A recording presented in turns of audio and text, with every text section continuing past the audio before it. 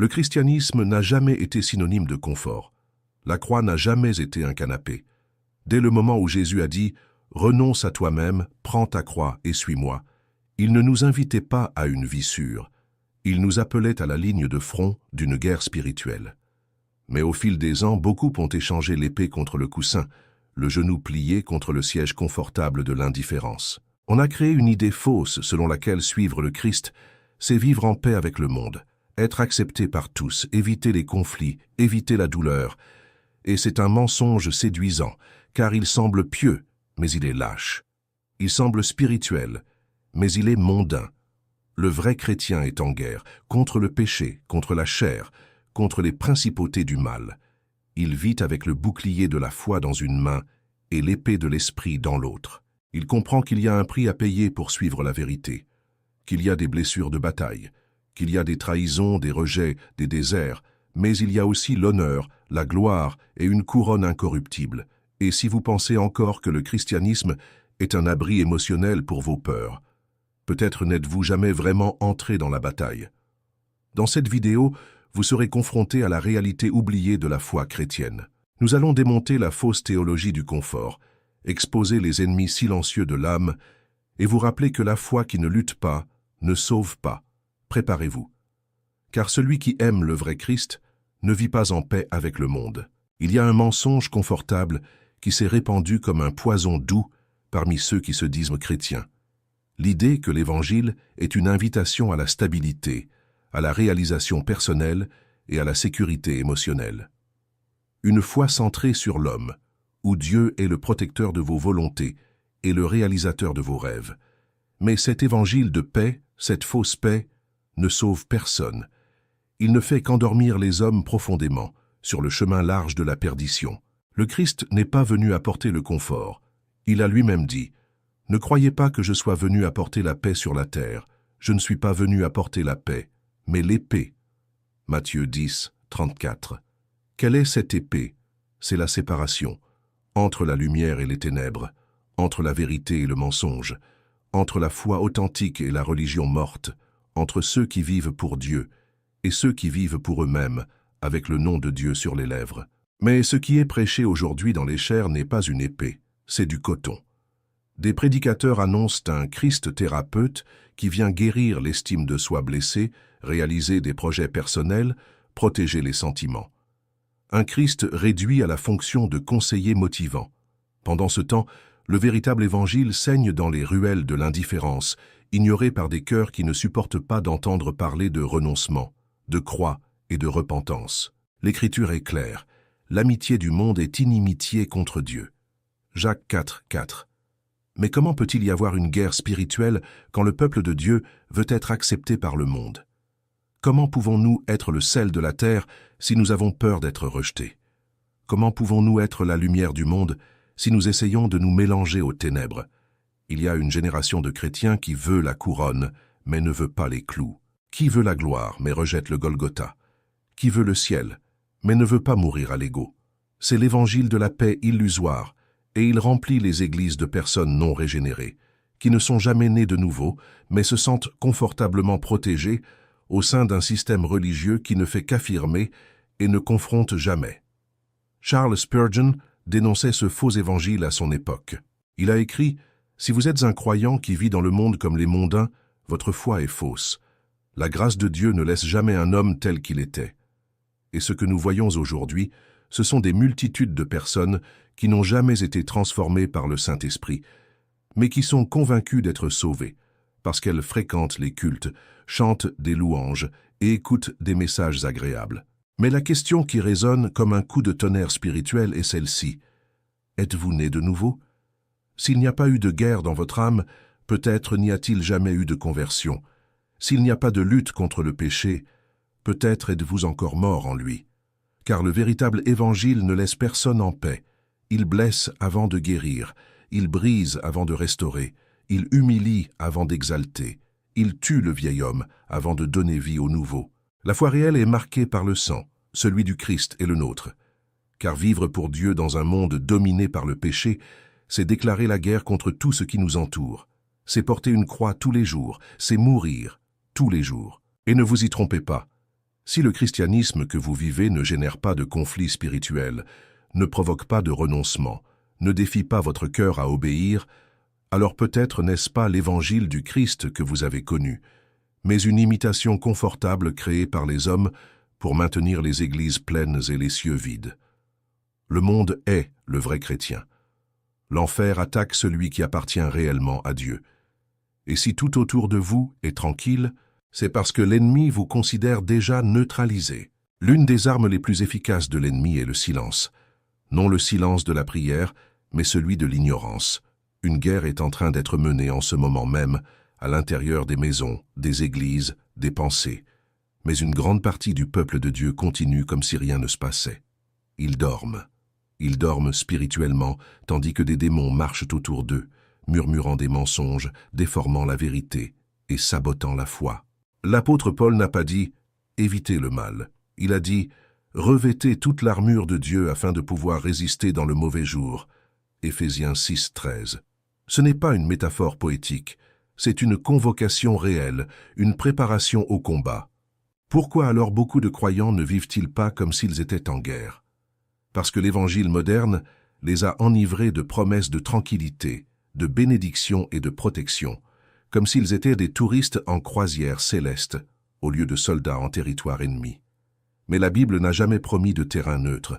Tout vrai disciple marche entre les tranchées, le péché est aux aguets, la chair crie, le monde séduit et le diable observe. Et malgré cela, beaucoup sont désarmés. Ils ne prient pas, ils ne jeûnent pas, ils ne méditent pas la parole, ils ne veillent pas.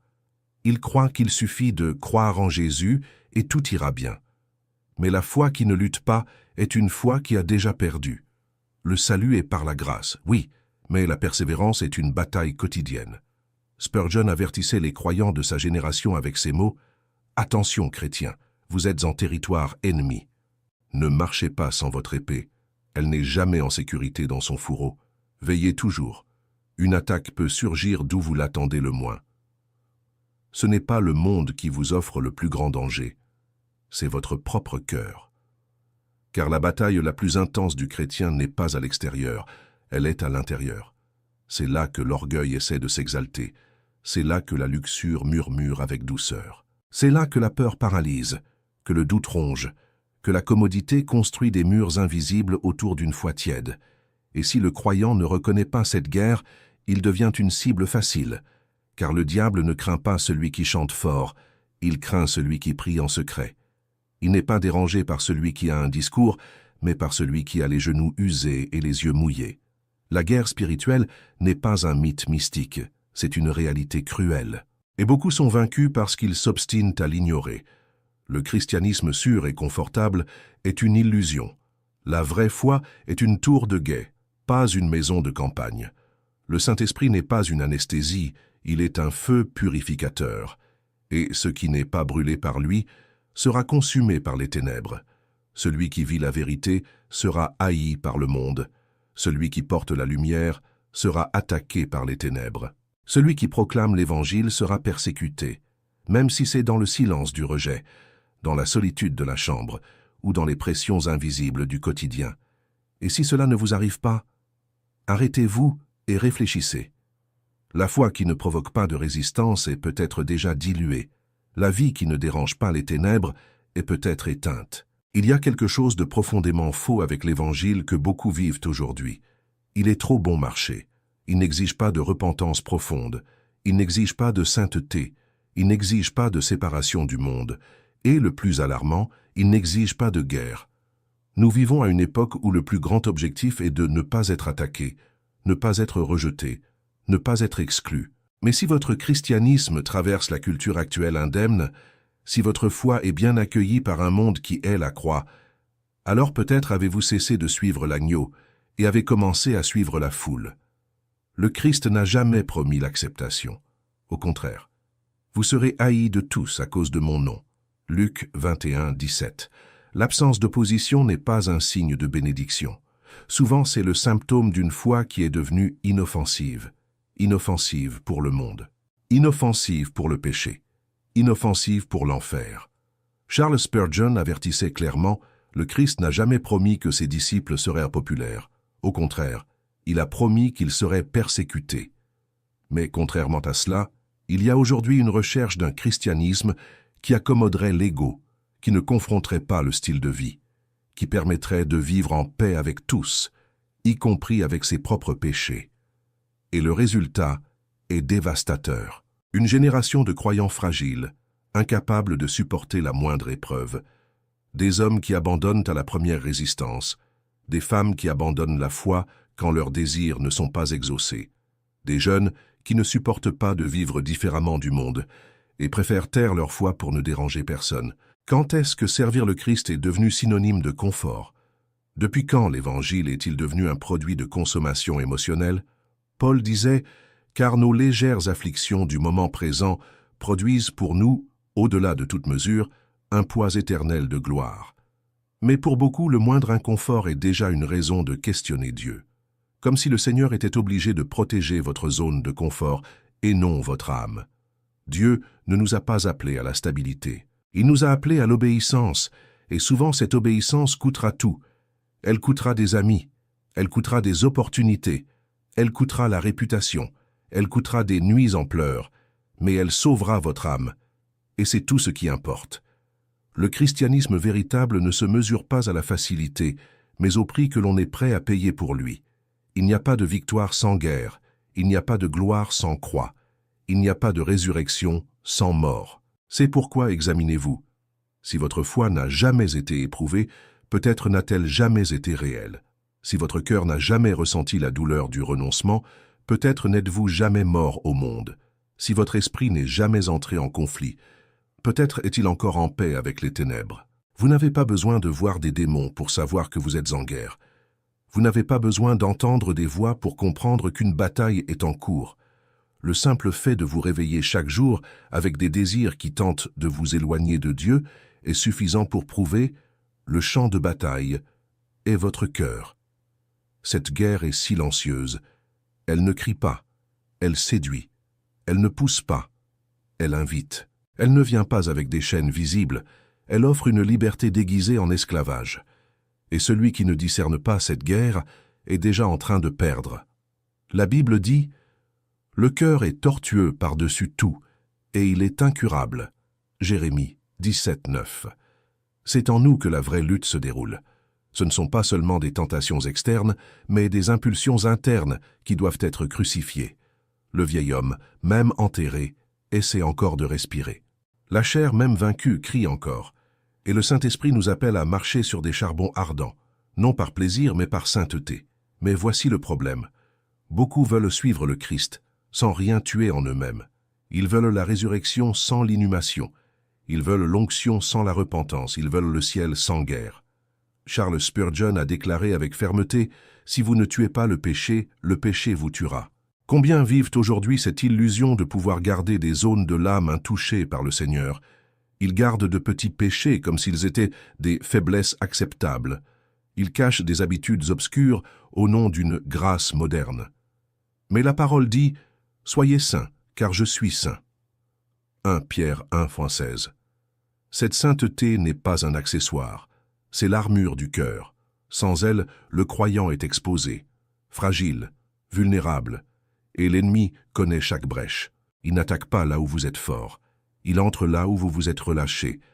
Un regard non surveillé, une parole non freinée, une pensée caressée.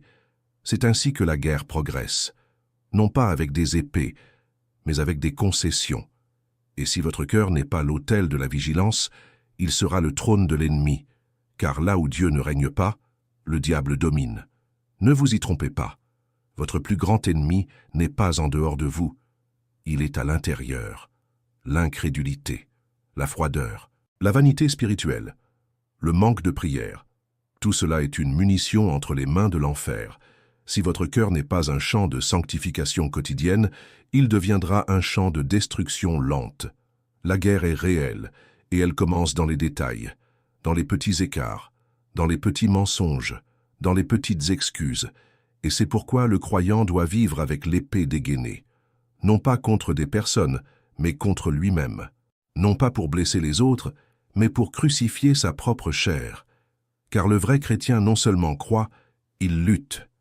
S'il y a un endroit où la guerre spirituelle se manifeste avec toute sa violence invisible, cet endroit est la chambre secrète. La prière n'est pas une pratique dévotionnelle tranquille, c'est un champ de combat. S'agenouiller est un acte de rébellion contre l'enfer. Plier les genoux, c'est déclarer que le trône appartient au Christ, et le diable est chaque seconde de cela. C'est pourquoi, ne vous y trompez pas, la raison pour laquelle il est si difficile de prier est que la prière est le lieu où la guerre se déroule réellement. Charles Spurgeon disait « La prière est le bras de fer entre le ciel et l'enfer ». Si vous voulez savoir si vous êtes en guerre, observez votre vie de prière. Le diable ne se dérange pas quand vous chantez.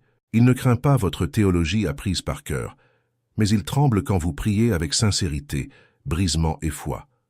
Car là, dans les mots murmurés dans l'obscurité, Dieu déplace les cieux, les anges et les destins.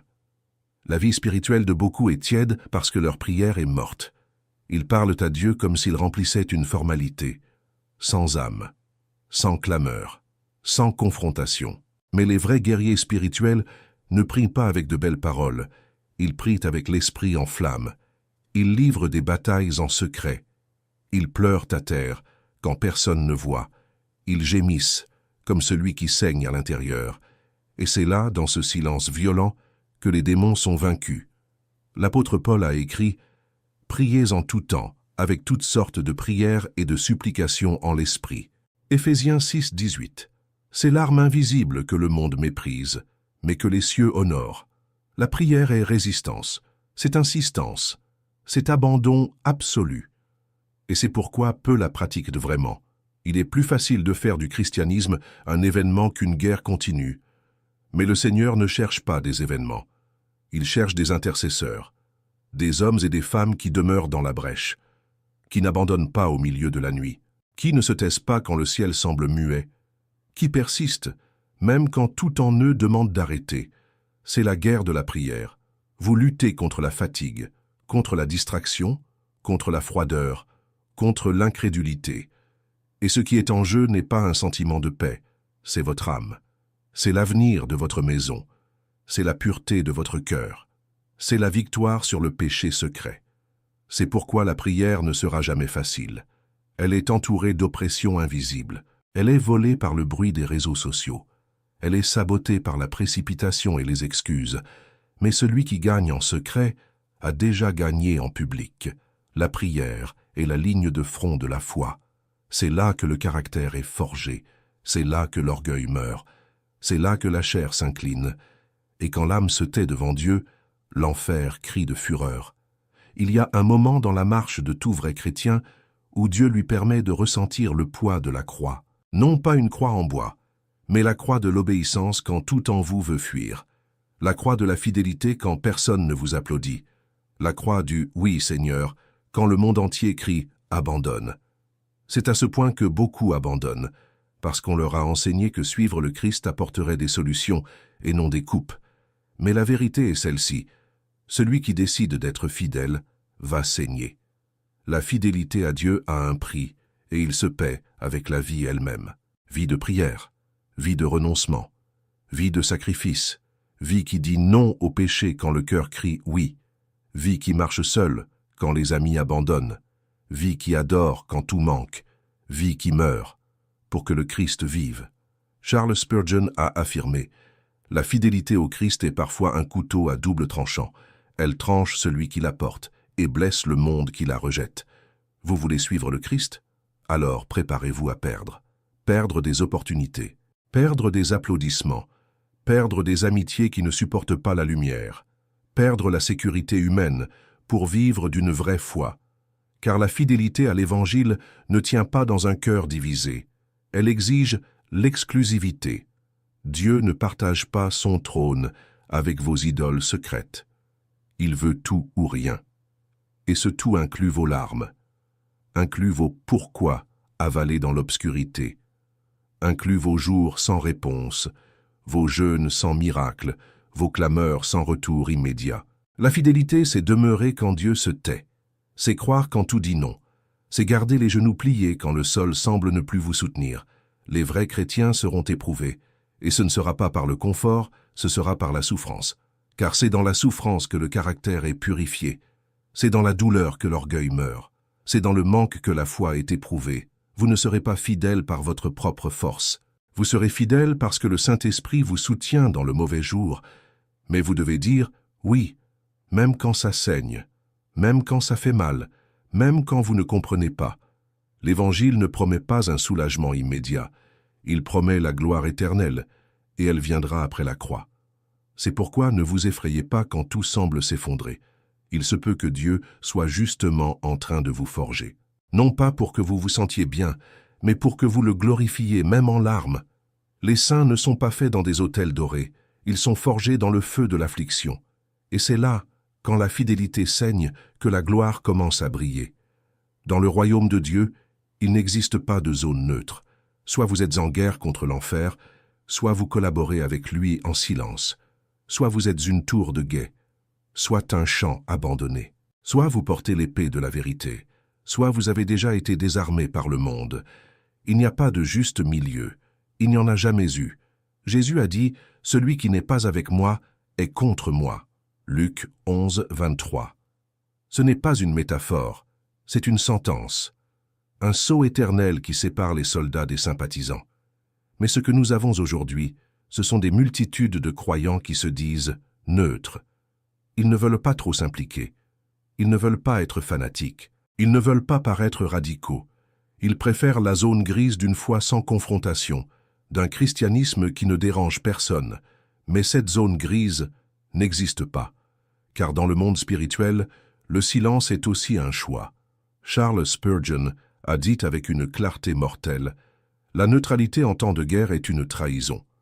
Vous pouvez même essayer de vous cacher derrière une vie religieuse tranquille. Vous pouvez aller à l'église, lire des dévotionnels, éviter les grands péchés. Mais si votre vie n'est pas en combat, elle est déjà en conformité. Car la vie chrétienne n'est pas une promenade, c'est une marche. Marche contre l'orgueil, marche contre l'immoralité, marche contre la vanité, marche contre le confort, marche contre un système entier qui est la croix. Et cette marche exige tout. Le vrai christianisme coûte cher. Il coûtera votre temps, votre renommée, votre droit d'avoir raison, votre plaisir immédiat, votre volonté de fuir. Il coûtera votre chair et peut-être votre vie. Mais celui qui paie ce prix reçoit une gloire qui ne peut être achetée. Il reçoit la paix que le monde ne comprend pas. Il reçoit le feu qui ne s'éteint pas. Il reçoit la présence d'un Dieu qui n'abandonne pas les siens sur le champ de bataille. Et quand cette guerre invisible sera terminée et que le roi reviendra, avec des yeux comme une flamme et une épée aiguisée, il ne viendra pas chercher des sympathisants, il viendra chercher des soldats fidèles, des hommes et des femmes qui n'ont pas reculé devant la douleur, qui n'ont pas renié la vérité par commodité, qui n'ont pas échangé l'éternité contre 70 ans de confort. Et ce jour-là, peu importera le nombre de followers que vous aviez, le nombre de prédications que vous avez écoutées, ou le nombre de bénédictions que vous avez reçues. La seule question sera « Avez-vous lutté ?» Le christianisme n'est pas une sécurité. Il ne l'a jamais été. Depuis le calvaire, chaque pas de la foi est posé sur une terre sacrée et maculée de sang. Sang des prophètes, sang des apôtres, sang de l'agneau. La croix du Christ n'est pas une amulette de protection, c'est un étendard de guerre. Et tous ceux qui suivent cet étendard deviennent des cibles. Cibles du monde, cibles de l'enfer, cibles de la chair. Mais ils deviennent aussi des instruments. Instruments de lumière au milieu des ténèbres, des épées aiguisées entre les mains de l'esprit, des voix qui ne se courbent pas, des âmes qui ne se vendent pas. Maintenant, regardez-vous. Voyez où vous en êtes. Examinez votre vie. Luttez-vous ou fuyez-vous? Marchez-vous ou dormez-vous? Portez-vous la croix ou seulement le nom de chrétien? Si votre évangile ne vous coûte rien, alors ce n'est pas encore l'évangile du Christ. Mais si aujourd'hui vous entendez cela avec le cœur en feu, sentant que quelque chose en vous doit changer, alors il est encore temps. Temps de se lever, temps de revêtir l'armure, temps d'abandonner le christianisme tiède et d'entrer dans la bataille pour votre âme. Vous n'avez pas été appelé au confort, vous avez été appelé à la gloire. Et toute gloire véritable passe par le feu. Si ce message a éveillé quelque chose en vous, abonnez-vous maintenant à la chaîne L'École du Prince. Commentez ci-dessous, je choisis de lutter. Partagez cette vidéo avec quelqu'un qui a besoin de se réveiller pour la guerre spirituelle. Et n'oubliez jamais, le royaume de Dieu n'avance pas par consensus, mais par confrontation.